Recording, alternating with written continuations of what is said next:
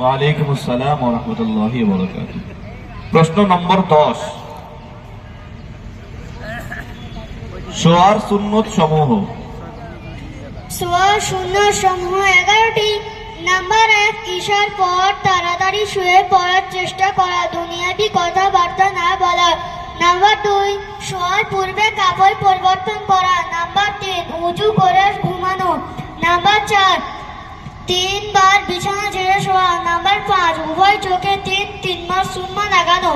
Number 6, 3 বার ইস্তিগফার, আস্তাগফিরুল্লাহুল আযীম আল্লাযী লা ইলাহা ইল্লা হুয়াল হাইয়ুল কাইয়্যুম ওয়া আতুবু ইলাইহি পড়া।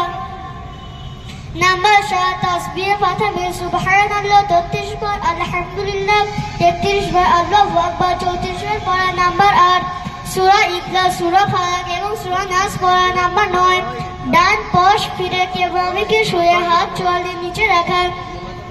নাম্বার 10, শোয়ার পূর্বে দোয়া পড়া, আল্লাহুম্মা বিসমিকা আমুতু ওয়া আহইয়া। প্রশ্ন নম্বর 53, ঘরে প্রবেশ করার দোয়া। আল্লাহুম্মা ইন্নী আসআলুকা খায়রাল মাওলাজি ওয়া খায়রাল মাখরাজি, বিসমিল্লাহি ওয়ালাজনা ওয়া বিসমিল্লাহি খরাজনা ওয়া আলাল্লাহি রাব্বিনা তাওয়াক্কালনা। আবু দাউদ শরীফের হাদিস নম্বর 5094। আবু মালিক আশআরী রাদিয়াল্লাহু আনহু এতে বর্ণিত।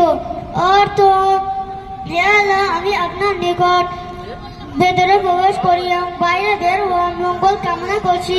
আমরা আল্লাহর নামে ভেতরে প্রবেশ করিলাম, তারই নাম নিয়ে বাইরে বের হই, এবং আমরা আমাদের